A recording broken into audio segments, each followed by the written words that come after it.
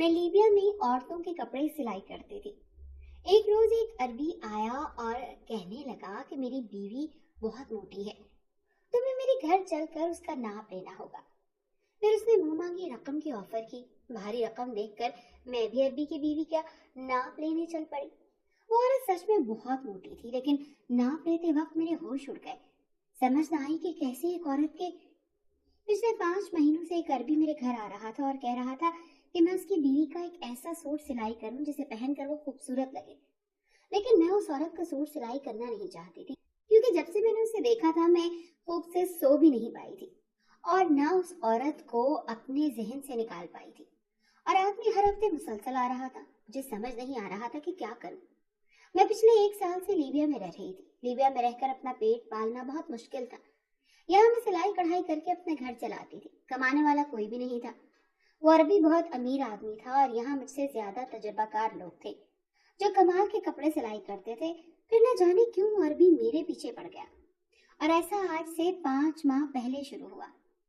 मेरे पास काम ज्यादा नहीं था। मैं सारा दिन ग्राहकों का इंतजार करती, लेकिन मुश्किल से हफ्ते में 1-2 बार ही काम मिलता, जिससे घर का किराया निकालना बहुत मुश्किल हो गया था। यहाँ लीबिया में भी मुझे धोखे से लाया गया था। मैं शादी के बाद अपने शौहर के साथ खुशी खुशी यहाँ आई थी, लेकिन फिर शौहर 10 दिन बाद ही मुझे छोड़कर जाने कहाँ चला गया। मेरे लिए वो दिन कयामत के थे जब मैं 7 समंदर पार दिन रात अपने शौहर को ढूंढती फिरती। शौहर खाना लेने का कहकर गया था, पर दोबारा लौट कर नहीं आया। मैं भूखी प्यासी पूरा दिन शौहर का इंतजार करती रही। न मेरे पास मोबाइल था, न मेरे पास पासपोर्ट। दुख तो इस बात का था कि शौहर कोई गैर नहीं था, बल्कि मेरा अपना कजन था। शौहर ताया का बेटा था। मैं यतीम थी। ताया ने ही मुझे पढ़ाया लिखाया और मेरी परवरिश भी ताया ने ही की। ताया मुझसे बहुत प्यार करते थे, इसीलिए उन्होंने अपने बेटे की शादी भी मुझसे कर दी। मेरा शौहर शादी से पहले लीबिया में ही रहता था। वो यहाँ पढ़ने के लिए आया था, फिर यहाँ जॉब करने लगा। ताया ने बड़ी मुश्किल से उसे पाकिस्तान बुलाया था। ताया के पास काफी दौलत थी। ताया ने अपने बेटे से कहा कि वो मुझसे शादी कर ले, पर उसने साफ इनकार कर दिया और कहने लगा कि मैं पढ़ा लिखा हूँ और मैं अपनी पसंद की लड़की से शादी करूंगा। मैं किसी गांव की गंवार को अपनी बीवी नहीं बना सकता। ये सारी बातें मैं चुपकर सुन ली थी। उस वक्त मेरा दिल चाहा कि मैं इस घर से कहीं दूर चली जाऊं। ना मैं होंगी न ताया अपने बेटे को मजबूर करेगा, पर मेरा और कोई सहारा भी तो नहीं था। मुझे यहीं रहना था और ताया के हर फैसले के सामने सर भी झुकाना था। दूसरों के सामने खुद को जलील होते देखना बड़ा मुश्किल काम होता है, पर मैं ताया को इनकार करके उन्हें दुखी नहीं कर सकती थी। फिर ताया ने न जाने अपने बेटे को कैसे समझाया कि वो मुझसे शादी को मान गया। मुझे उसकी आंखों में अपने लिए नफरत साफ दिखाई देती थी। कहीं भी उसके दिल में मेरे लिए जगह नहीं थी। उसके सामने होते मेरे दिल करता था कि उसकी नजरों से दूर रहूं, पर मेरे बस में कुछ नहीं था। मैं बस खामोशी से आंसू बहा लेती थी। शादी से एक दिन पहले मैं हिम्मत करके ताया के पास चली ही गई। ताया मुझे देखकर हैरान हुए और पूछने लगे कि सब खैरियत है। तब मैंने ताया से कहा कि आप अपने बेटे पर जुल्म न करें, आप मुझे जबरदस्ती उनके साथ मत बांधें।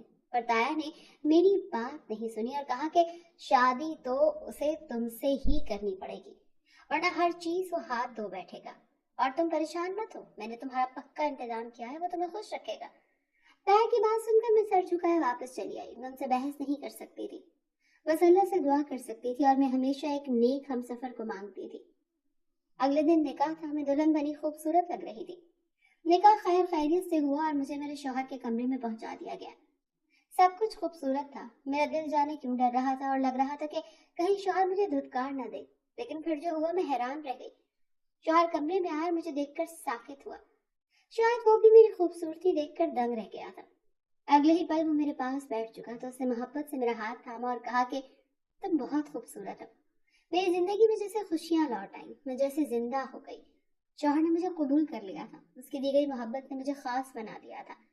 अगली सुबह मेरे चेहरे पर फैली आसूदगी ने ताया को मुतमईन कर दिया और सब अच्छा होने लगा। शौहर ने लीबिया वापस जाना था। ताया ने उसे जाने से मना कर दिया। मेरी हैरत की इंतहा न रही जब शौहर ने मुझे भी साथ ले जाने का कहा। ताया मुझे दूर नहीं भेजना चाहते थे, पर शौहर बाजिद था और कहने लगा मैं अपनी बीवी को यहाँ छोड़कर नहीं जा सकता, उसे साथ लेकर जाऊंगा। मैं तो जैसे हवाओं में उड़ने लगी थी और फिर आखिरकार ताया को मानना पड़ा और शादी के 3 माह बाद ही मैं अपने शौहर के साथ लीबिया आ गई। यहाँ शौहर ने मुझे एक छोटे से घर में रखा था। मैं हैरान होती थी कि शौहर इतने आम से घर में रह रहा था। यहाँ आकर वो मसरूफ हो गया। वो सुबह जाता और रात को वापस आता। वो मुझसे ज्यादा बात भी नहीं करता था, जाने क्यों वो मुझे बदला बदला सा लगा था। 10 दिन मैंने यहाँ बहुत मुश्किल से गुजारे थे। शौहर ने अभी तक मुझे फोन भी नहीं दिलाया था, और फिर 10 दिन बाद इतवार के दिन शौहर नाश्ता लेने गया और वापस पलट कर ना आया। सुबह से शाम हो गई, मैं परेशान घूमती रही, मेरी निगाहें उसके इंतजार में लगी रही, पर वो ना आया। न मुझे किसी शहर का पता था, न गली का। मैं तो पिछले 10 दिनों से बाहर ही नहीं निकली थी। मैंने सामान देखा तो कुछ पैसे पड़े थे बैग में, मेरा पासपोर्ट गायब था। मैं बैठकर रोने लगी। मैं और कुछ कर भी नहीं सकती थी। मुझे पहले वसवसे सताते रहे कि कहीं शौहर के साथ कोई हादसा न हो गया हो, पर जब शौहर का सामान भी गायब देखा तो दिल कट कर रह गया। क्या मैं इस काबिल थी? मुझे यहाँ परदेश में लाकर ऐसे छोड़ दिया जाए, यूं अकेले? या अल्लाह! मैं उस दिन चीखें मार कर रोई। बहुत सारे आंसू जमा थे जो ताया के घर कभी न बहा सकी। मैं जान गई थी कि शौहर अब वापस नहीं आएगा, पर मैं भला क्या कर सकती थी? घर में इतना खाने का सामान भी नहीं था। ये तो भला हो साथ वाले घर का, जिनके बच्चे का फुटबॉल इस घर के सहन में गिर गया था जहां मैं रहती थी। और उस दिन शायद मैं भूख से ही मर जाती अगर वो बच्चा अपनी माँ के साथ फुटबॉल उठाने ना आता। ये लोग बांग्लादेश से थे। मैंने मुश्किल से उन्हें अपनी कहानी समझाई। वो औरत मेरे लिए खाना लाई, उसने मेरा ख्याल रखा। भूखे रहने की वजह से मैं बीमार पड़ गई थी। शायद इसी घर में गुमनाम मौत मर जाती अगर ये लोग ना होते। फिर इसी फैमिली ने मुझे यहाँ रहने में मदद की। मेरे पास कोई डॉक्यूमेंट्स नहीं थे। उस औरत ने मुझसे पूछा कि तुम्हें कौन सा काम अच्छा आता है, तो मैंने बताया कि मुझे सिलाई कढ़ाई का शौक है। बस फिर उसने मुझे एक छोटी सी दुकान खोल दी जहाँ मैं कपड़े सिलाई करने लगी।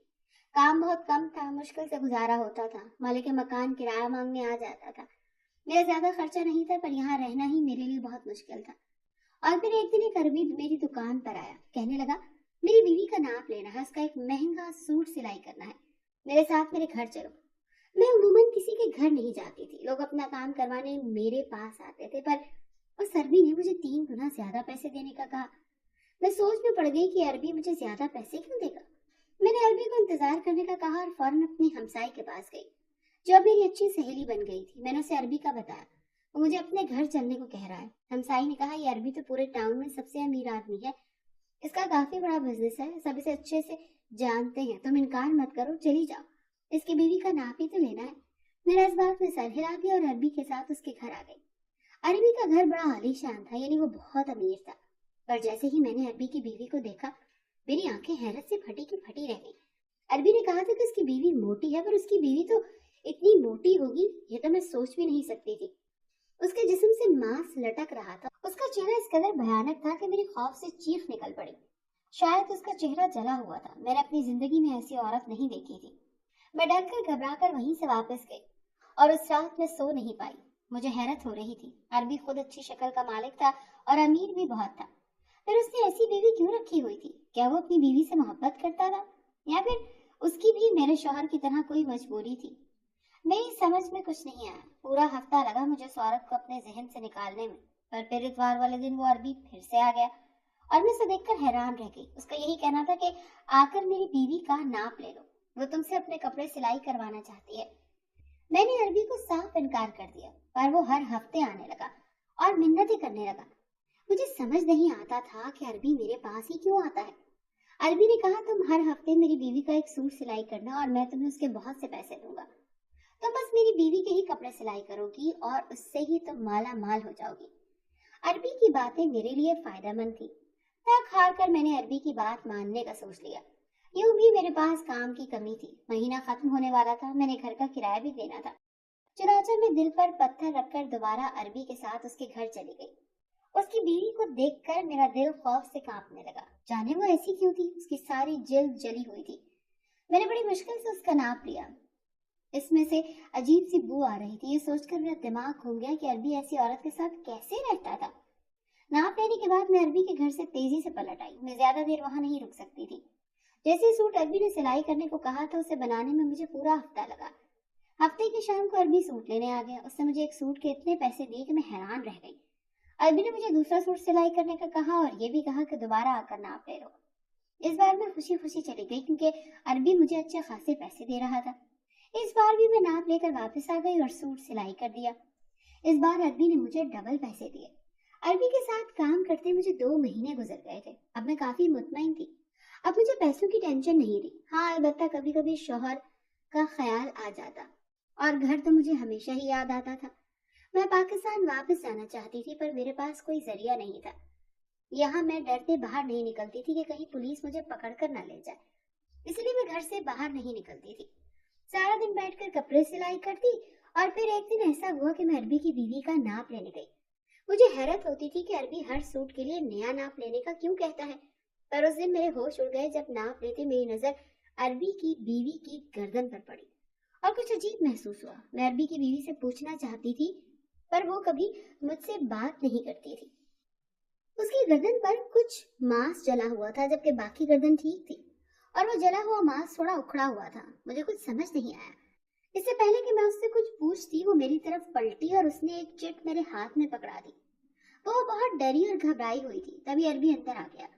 पहले पहल वो नाप लेते वक्त जमकर खड़ा होता था पर शायद अब वो मुझ पर एतबार करने लगा था, इसीलिए कुछ देर के लिए वापस चला गया था।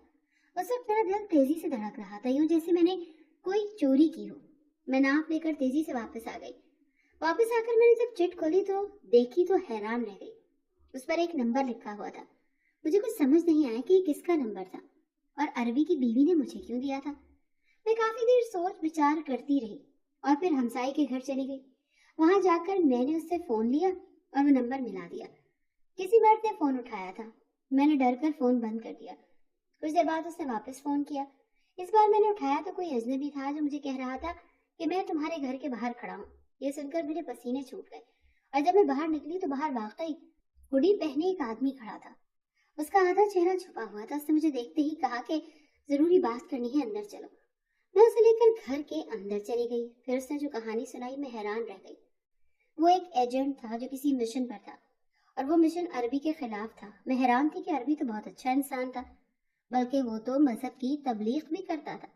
लोग उसे बहुत पसंद करते थे, पर असल बात कुछ और थी। अरबी लड़कियों के जरिए स्मगलिंग करता था। वो जिस लड़की को अपनी बीवी जाहिर करता था वो उसकी बीवी नहीं थी, बल्कि वो लड़कियों को मसनूई मांस से मोटा बनाता ताकि अंदर वो स्मगलिंग का सामान डाल सके, और चेहरे पर जला हुआ मास्क होता था जो बिल्कुल असली लगता था। हर बार मुख्तलिफ लड़की होती थी पर वो इस तरह उन्हें तैयार करता कि पहचानना मुश्किल था, और उनके जरिए अरबी इंसानी जिस्म के मुख्तलिफ हिस्सों की स्मगलिंग करता था। वो लड़की जिसने मुझे नंबर दिया था वो भी एजेंट थी जो मुश्किल से वहां तक पहुंची थी। उस आदमी ने मुझे कहा कि तुम अरबी को पकड़ने में हमारी मदद करो। तुम्हें बस ये करना है कि इस बार नाप लेने जाओ तो उस लड़की को तुम्हें फोन देना होगा। मैं ये सुनकर डर गई। पहले मैंने इनकार करना चाहा तो उस आदमी ने कहा कि उस शैतान को पकड़ने में हमारी मदद करो, वरना वो ये घिनौना काम जारी रखेगा। वो मुझसे इसलिए मदद मांग रहा है कि अरबी के घर तक सिर्फ मुझे रसाई हासिल थी। मैंने उस आदमी से कहा कि एक शर्त पर तुम्हारी मदद करूंगी, और फिर उसने मेरी शर्त मान ली। मैं अगली बार नाप लेने गई तो छुपाकर फोन ले गई और वो फोन उस लड़की के हवाले कर दिया जिसका मैं नाप ले रही थी। ये सब मैंने बड़ी सफाई से किया था। इस काम के बाद उस एजेंट ने शर्त के मुताबिक मुझे पाकिस्तान भिजवा दिया। सुनने में आया था कि वो अरबी पकड़ा गया है। ताया बिस्तर मर्ग पर पड़े थे। उन्हें मेरे शौहर ने मेरे मरने की इत्तला दी थी, हालांकि मैं जिंदा थी। मुझे देखकर ताया अब्बू रो पड़े और फिर वो सारी जायदाद मेरे नाम कर दी जो मेरे माँ बाप की थी। मेरे शौहर को जब ये खबर मिली तो वो वापस आ गया। अब यहाँ की मालिक मैं थी। शौहर ने मुझसे माफी मांगी और बहाने बनाने लगा, पर ऐसे आदमी पर मैं दोबारा एतबार नहीं कर सकती थी। मैंने शौहर से तलाक ले ली और वो खाली हाथ रह गया। जो कुछ मेरे हिस्से में आया मैंने उसे इस्तेमाल करके एक सिलाई स्कूल खोल लिया और लड़कियों को सिलाई कढ़ाई और कुकिंग सिखाने लगी, क्योंकि मैं नहीं चाहती थी कि कल को कोई लड़की बाहर जाए और वो खुद से कुछ न कर पाए। मैं चाहती थी कि लड़कियां अपने पैरों पर खड़ी हों, और इसके लिए मैं दिन रात कोशिश करने लगी। शायद अल्लाह ने मुझे इसीलिए पैदा किया था और मैं इसी में खुश थी।